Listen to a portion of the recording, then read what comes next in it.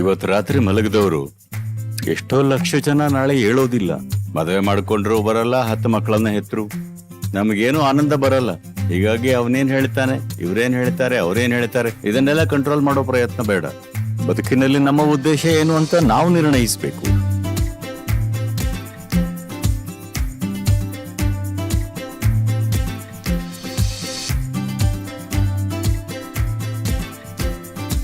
ಯಾರೇನೇ ಮಾಡ್ಲಿ, ನಿಮ್ಮ ಜೀವನದಲ್ಲಿ ಬೇರೆ ಏನೇನು ಮಾಡ್ತೀರೋ ಅದನ್ನ ನಿರ್ಧರಿಸೋಕೆ ಆಗೋಲ್ಲ. ಆದ್ರೆ ನೆಮ್ಮದಿಯಾದ ಆನಂದವಾದ ಜೀವವಾಗಿ ಬದುಕಬೇಕು ಅನ್ನೋದನ್ನ ನಿರ್ಧರಿಸಿ ಬಿಡೋಣ. ಮಿಕ್ಕಿದ್ದನ್ನೆಲ್ಲ ನೋಡ್ಕೊಳ್ಳೋಣ. ಏನೇ ಮಾಡಿದ್ರೂನು ನೀವು ನೆಮ್ಮದಿಯಾದ ಆನಂದವಾಗಿ ಮನುಷ್ಯನಾಗಿ ಇದ್ರೆ ತಾನೇ ಯಶಸ್ವಿಯಾಗಿ ಪ್ರಪಂಚದಲ್ಲಿ ಇರೋದಿಕ್ಕೆ ಸಾಧ್ಯ. ಅವರ ಹಿಂದೆ ಇವರ ಹಿಂದೆ ಓಡ್ತಿದ್ರೆ ನಾವು ಎಲ್ಲಾದ್ರೂ ತಲುಪಕ್ಕಾಗುತ್ತಾ? ಆಗತ್ತಾ ಕೇಳ್ತಿದ್ದೀನಿ. ನೀವು ಈ ದಾರಿಲಿ ಹೋಗೋದಕ್ಕೆ ಬಯಸ್ತಿದ್ದೀರಿ, ಇವ್ರು ಹೀಗೆ ಹೇಳಿದ್ರೆ ಸ್ವಲ್ಪ ಹೀಗೆ ಓಡ್ತೀರಿ, ಅವ್ರು ಹೇಳಿದ್ರೆ ಹಾಗೆ ಓಡ್ತೀರಿ. ನೀವು ನಿಮ್ಮ ದಾರಿನ ತಲುಪಬಹುದಾ? ಮೈಲಿಗಲ್ಲು ತಲುಪ್ತೀರಾ? ಆಗಲ್ಲ. ಯೋಗ ಸಂಸ್ಕೃತಿಯಲ್ಲಿ ಒಂದು ಕಮಲದ ಹೂವನ್ನ ಯಾವಾಗ್ಲೂ ನಾವು ಸಂಕೇತವಾಗಿ ಇಟ್ಕೊಳ್ತೀವಿ. ಕಮಲದ ಹೂವು ಎಲ್ಲಿ ಬೆಳೆಯುತ್ತೆ? ಕೆಸರು ಎಲ್ಲಿ ಜಾಸ್ತಿ ಇರುತ್ತೋ ಅಲ್ಲಿ ಚೆನ್ನಾಗಿ ಬೆಳೆಯುತ್ತೆ. ಕೆಸರಿನ ವಾಸನೆ ನೋಡಿದ್ರೆ ಮೂಗು ಹಿಡ್ಕೊಳ್ಬೇಕು. ಆದರೆ ಕಮಲದ ಹೂವು ಹೇಗೆ ಕೆಸರಿನ ಮೇಲೆ ಅರಳುತ್ತೆ? ಅಷ್ಟು ಅಂದವಾಗಿರುತ್ತೆ, ಅಷ್ಟು ಸುಗಂಧ ಹೊಂದಿರುತ್ತೆ. ಆದರೆ ಅದರ ಬೇರು ಎಲ್ಲಿರುತ್ತೆ? ಕೆಸರಿನಲ್ಲಿರುತ್ತೆ. ನೀವು ಹೀಗಾಗ್ಬೇಕು ತಾನೆ. ಏನೇ ಇರ್ಲಿ, ಎಂಥ ರೀತಿ ಕಸ ಇದ್ರೂನು ನಮ್ಮ ಸುತ್ತ ಆ ಕಸವನ್ನೇ ಉಪಯೋಗಿಸಿ ಒಂದು ಹೂವಾಗಿ ಅರಳಬೇಕು ತಾನೇ ನೀವು.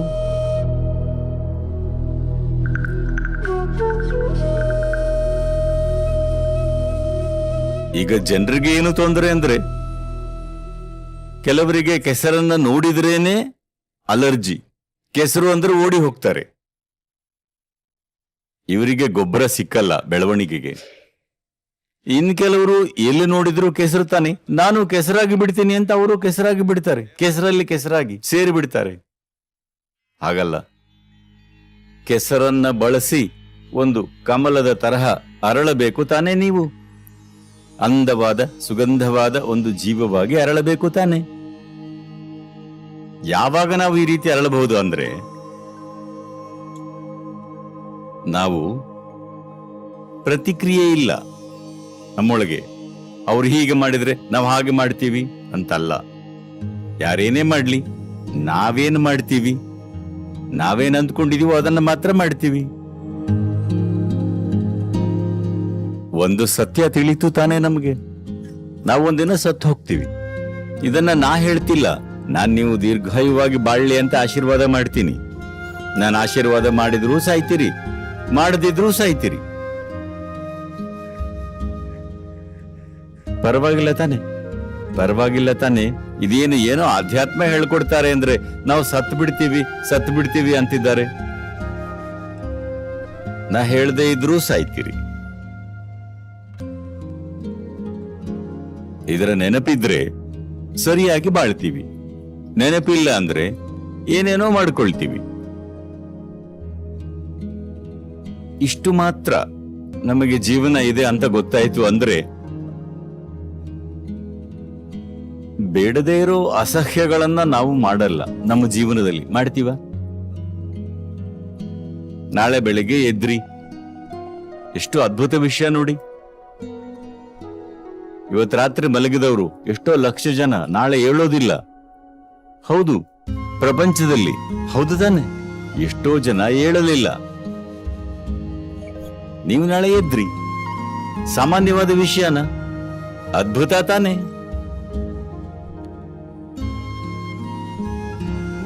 ಅಯ್ಯೋ, ಇನ್ನೂ ಇಲ್ಲೇ ಇದ್ದೀನಿ, ಒಮ್ಮೆ ನಕ್ಕು ಬಿಡೋಣವಾ?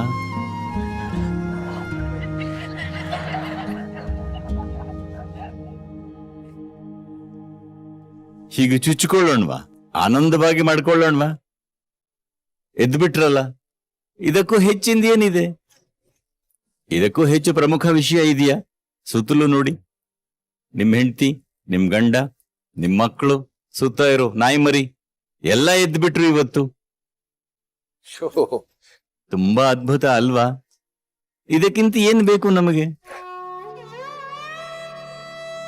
ಎಷ್ಟೋ ಜನಕ್ಕೆ, ಪ್ರಪಂಚದಲ್ಲಿ ಎಷ್ಟೋ ಜನಕ್ಕೆ ಅವರ ಹೆಂಡತಿ, ಅವರ ತಾಯಿ, ಅವರ ಮಕ್ಕಳು, ಅವರ ಗಂಡ ಏಳ್ಲಿಲ್ಲ ಇವತ್ತು. ನಮ್ಮವರು ಎಲ್ರೂ ಎದ್ದು ಬಿಟ್ರು.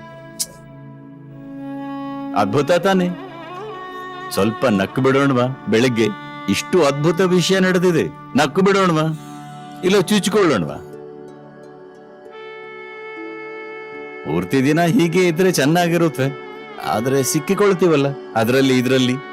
ಗಂಟೆಗೊಮ್ಮೆ 6 ಗಂಟೆ ಆದ್ರೆ 6 ಗಂಟೆ ಆಗೋಯ್ತು, 7 ಗಂಟೆ ಆದ್ರೆ ಅಯ್ಯೋ 7 ಗಂಟೆ ಅಂದ್ರೆ ಸಾಮಾನ್ಯನ? ಇದು ಪ್ರಪಂಚದಲ್ಲಿ ಒಂದೇ ಬಾರಿ ನಡೆಯೋ ಪ್ರಸಂಗ. 8 ಗಂಟೆ ಇದೇನು ಸಾಮಾನ್ಯನ? ಅದಕ್ಕೂ ಅದ್ಭುತ ಇದು. 1 ಗಂಟೆಗೆ ಒಮ್ಮೆ ಜ್ಞಾಪಕ ಮಾಡಿಕೊಳ್ಳೋಣವಾ ಇದನ್ನ? ಗಂಟೆಗೊಮ್ಮೆ ನಕ್ಕು ಬಿಡೋಣವಾ? ಸುಮ್ನೆ ನಕ್ಕಿದ್ರೆ ಏನೋ ಅಂದ್ಕೊಂಡು ಬಿಡ್ತಾರೆ ಸುತ್ತಲೂ ಇರೋರು. ಅದಕ್ಕೆ ಹೀಗೆ ಮಾಡಿ ನಗೋಣವಾ? ನಕ್ಕು ಬಿಡೋಣವಾ? ನಾವು ನಮ್ಮ ಜೀವಕ್ಕೆ, ನಮ್ಮ ದೇಹಕ್ಕೆ, ನಮ್ಮ ಮನಸ್ಸಿಗೆ ಹಿತವಾದ ಅನುಭವ ತೆಗೆದುಕೊಳ್ಬೇಕು. ಅಂದ್ರೆ ನಮ್ಮ ಮಾತು ಒಂದು ವಿಧವಾಗಿ ಇರಬೇಕು. ಯಾಕಂದ್ರೆ ನಿಮ್ಮ ಅನಿಸಿಕೆ, ನಿಮ್ಮ ಭಾವನೆ ಹೇಗಿರುತ್ತೋ ಅದಕ್ಕೆ ತಕ್ಕಂತೆ ಭಾಷೆ ತಾನಾಗೆ ಬರುತ್ತೆ. ಇದಕ್ಕೆ ವಾಕ್ಶುದ್ಧಿ ಅಂತೀವಿ. ವಾಕ್ಶುದ್ಧಿ ಅಂದ್ರೆ ಒಳ್ಳೆ ಮಾತನ್ನ ಮಾತ್ರ ಆಡಬೇಕು ಅಂತ ಅಲ್ಲ. ಏನೇ ಮಾತಾಡಿದ್ರೂ ಅದನ್ನ ಒಳ್ಳೆ ರೀತಿಯಲ್ಲಿ ಹೇಳೋ ಒಂದು ವಿಧ ಇರುತ್ತೆ. ಏನು ಅವಶ್ಯಕವೋ ಅದನ್ನು ತಾನೇ ಹೇಳಬೇಕು. ಈಗ ಏನು ಅವಶ್ಯಕವಿದೆಯೋ ಅದನ್ನು ತಾನೇ ಮಾತಾಡಬೇಕು. ಆದರೆ ಅದನ್ನೇ ಒಳ್ಳೆ ರೀತಿಯಲ್ಲಿ ಹೇಳೋ ಅವಕಾಶ ಇದೆ. ಇಲ್ಲಾಂದ್ರೆ ಉಗಿಯೋ ರೀತಿ ಹೇಳೋ ಅವಕಾಶನೂ ಇದೆ. ಈ ವಾಕ್ಶುದ್ಧಿ ಅನ್ನೋದನ್ನು ತಂದುಕೊಟ್ರೆ ನಮ್ಮ ದೇಹ, ನಮ್ಮ ಮನಸ್ಸು, ನಮ್ಮ ಜೀವ ಒಂದು ಒಳ್ಳೆ ಸ್ಥಿತಿಯಲ್ಲಿರುತ್ತೆ.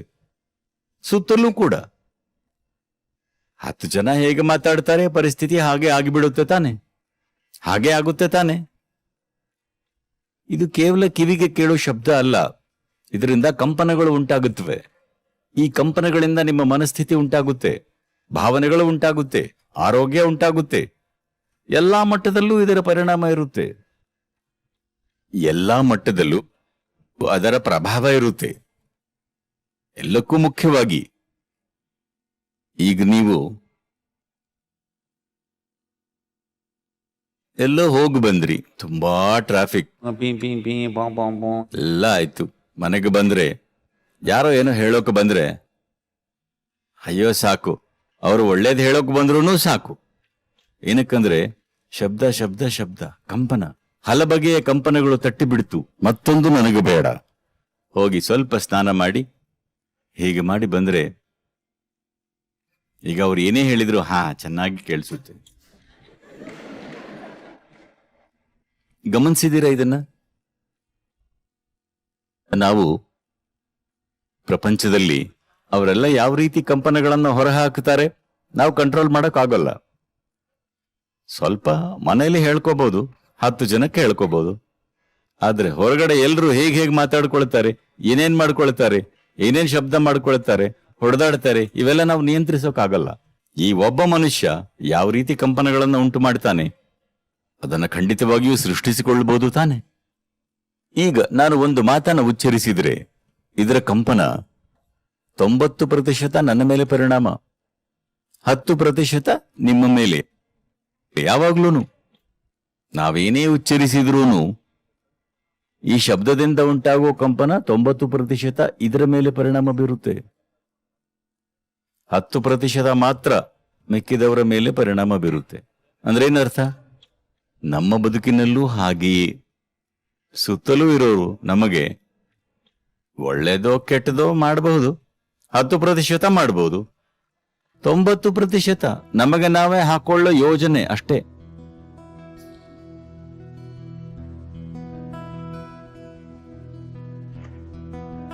ಹೀಗಾಗಿ ಅವರೇನ್ ಹೇಳ್ತಾರೆ, ಇವರೇನ್ ಹೇಳ್ತಾರೆ, ಅವರೇನ್ ಹೇಳ್ತಾರೆ, ಇದನ್ನೆಲ್ಲ ನಿಯಂತ್ರಿಸೋ ಪ್ರಯತ್ನ ಬೇಡ.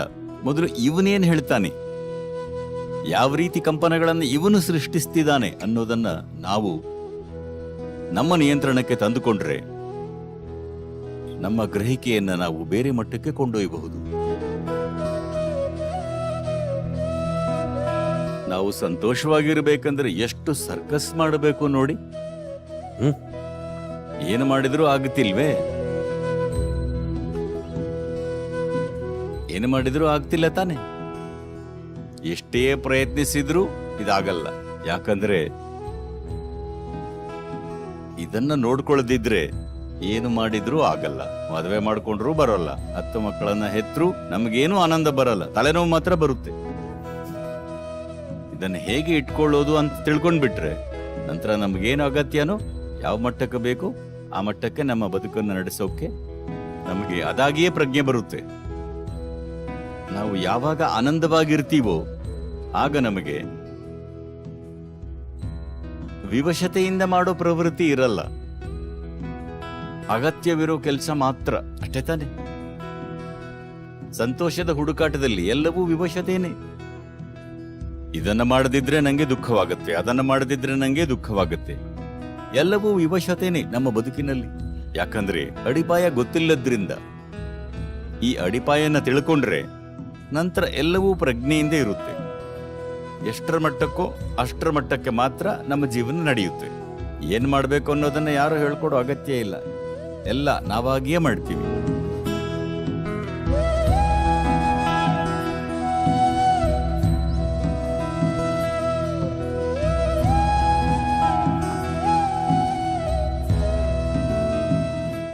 ಲೇಟೆಸ್ಟ್ ಹಾಗೂ ಇಂಟ್ರೆಸ್ಟಿಂಗ್ ಸುದ್ದಿಗಳಿಗಾಗಿ ಬಾಸ್ ಟಿವಿ ಕನ್ನಡ ಚಾನೆಲ್ನ ಸಬ್ಸ್ಕ್ರೈಬ್ ಮಾಡಿ. ಹಾಗೆಯೇ ಬೆಲ್ ಐಕಾನ್ ಪ್ರೆಸ್ ಮಾಡಿ. ಇದರ ಜೊತೆಗೆ ಫೇಸ್ಬುಕ್, ಇನ್ಸ್ಟಾಗ್ರಾಮ್, ಎಕ್ಸ್ ನಲ್ಲೂ ಮಿಸ್ ಮಾಡದೆ ಫಾಲೋ ಮಾಡಿ.